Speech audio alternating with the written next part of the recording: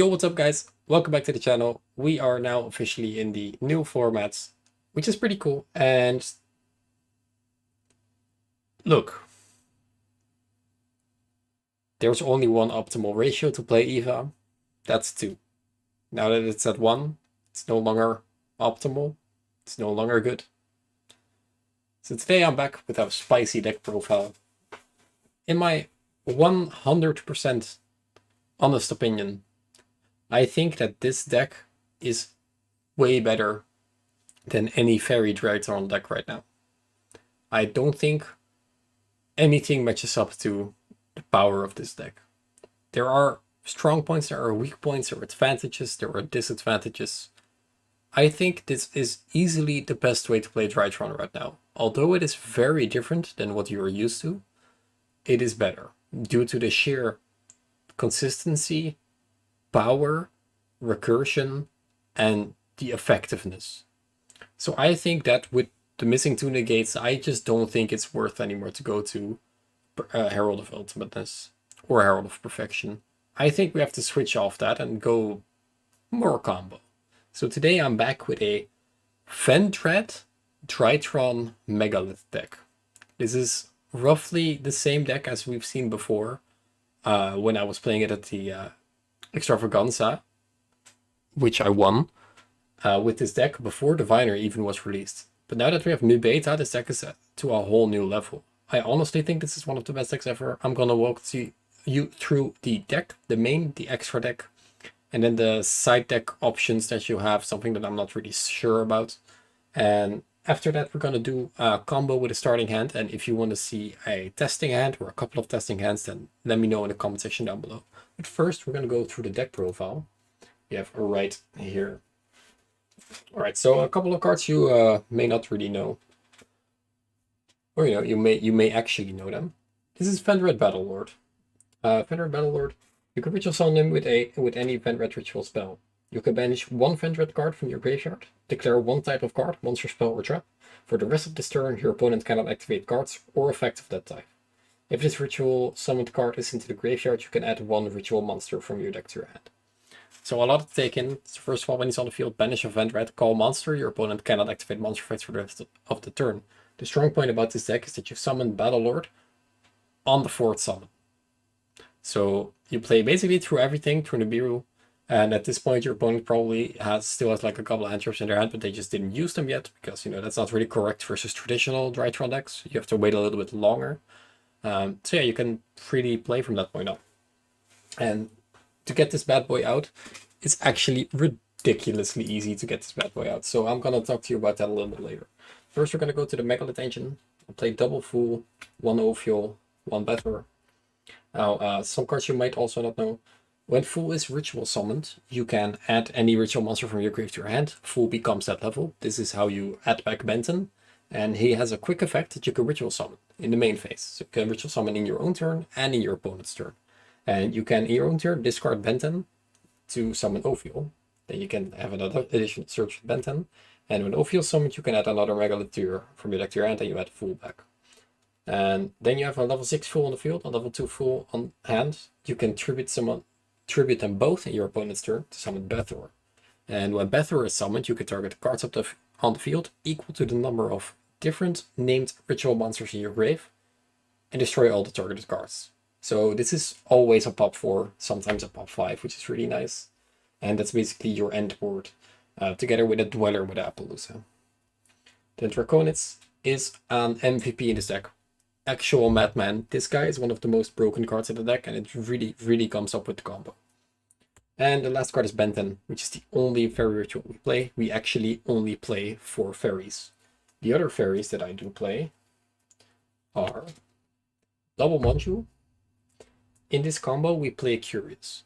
And it doesn't really matter what you mill, but if you mill 2 Manju, your deck is actually dead. So this is the most important card to have.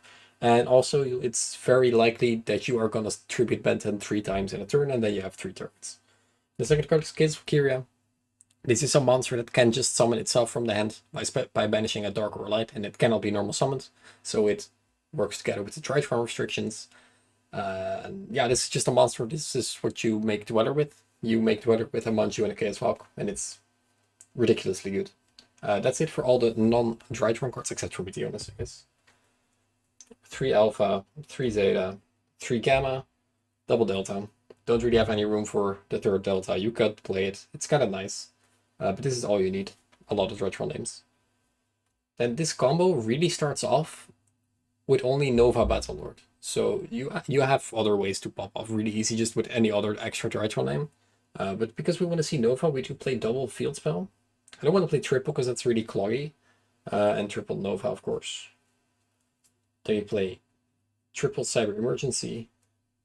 For this list, this is version 1.0. I do not play any defensive cards. This entire list is just gas. So this is, for example, one of the cards, Prep. That is not mandatory, but it's really nice to have to play around with to get like that extra search or that extra push. But this could be something like Talents or Droplets or Cyclone, depending on your meta. Chaos Space can search Battlelord, which is really funny. And Chaos Space can banish itself to shuffle the banished Battlelord for its own effect back to the deck to draw an additional card. It's actually a really good combo piece in this deck. Nice recovery and nice searches, and you can just discard a Drytron. And the fun fact is, if you open Battlelord, you can discard a Battlelord at Benten, which is also nutty. Then 1 Meteorus, 1 called by, and then the last card I have to explain is 1 Revenge Evolution. This card can be used to ritual summon any Vendred ritual monster from your hand or graveyard. You must also attribute monsters from your deck to the graveyard, whose total level equal the level of the ritual monster you ritual summon. You activate Zelda, tribute Battlelord, add Revolution, activate Revolution, tribute Battlelord from deck, summon Battlelord from grave, affect Battlelord on your fourth summon, and after that you combo on. Which is just really, really broken. I'm going to show you guys exactly what's needed with a small test hand afterwards, so don't worry. Tinkerable for the combo, Anima for the combo, IP can come up in the combo depending on the matchup. If you play against back row, you just summon this. It's really good to make like nightmares and stuff. Because we often do go second, and what's really nice with Linker is it points down, so we do play Cerberus again, and Phoenix, and Unicorn. Curious for the combo. And Appaloosa for the end board. Access Code Talker, because we play multiple attributes, it's really nice. I do play Underworld Goddess of the Closed World. It's really easy to spam bodies in this deck that don't really do anything. You can really steal wins with this as well. The IP. Dweller for the end board. Zeus Downard in case it comes up. And then we play double Mubeta Fafnir, and you do need to play 2 cards. 2 Mubeta Fafnir, because there are hands where you have to summon 2 in the end phase. Or 2 to have full combo. Now for the side deck, what I was playing at the tournament. Where is it? There it is. I played triple deck. In case I got to go first, I sided this in, sided out like by sending back usually like the preps, like 2 of the preps and leave just 1 in the deck. It's kind of random, but it's nice recovery. And the chaos spaces are also kind of not mandatory. And so then you can side this in. Twin. So reboot just for like anything else. Then triple nip, triple droplets, and 1 bell. There are still some people that do play Aleph just separator. This is easily a weak point. I just do not know what I would like change the bell for at this point. That's kind of what I decided to have like a better combo matchup, a better back row matchup, and some more defense. I'm thinking about cutting the bell down and maybe just play Dark Ruler no more. I think that's also really good because you can play through your opponent's board really easy and then have like still the full on board and still pop 4 cards, which is insane. But yeah, for the combo that you have all been waiting for, in case you do not know. The entire combo works off 2 cards, which is just Battlelord and Nova. So you activate the Nova. Nova summons the Zeta. There you go. You link Zeta to the grave for Linker. Zeta effects, tribute Battlelord. You add Evolution. You activate Evolution. You send a Battlelord. You summon a Battlelord. This is your 4th summon. You are Nibiru free. No more monster effects. No more nothing. Take this away for Anima. You have a Dark Cybers, a Dark Spellcaster, and a Dark Zombie. Then you summon Curious. You activate the effect of Curious as chaining 1 or 2 and then Battle Lord as well. So Battle Lord sends another Battle Lord to the grave to add Benton. And Curious will send Gamma to the grave. Now, it is mandatory with Curious that you do mill some cards. Just to showcase what the deck is like, I'm just gonna mill triple prep.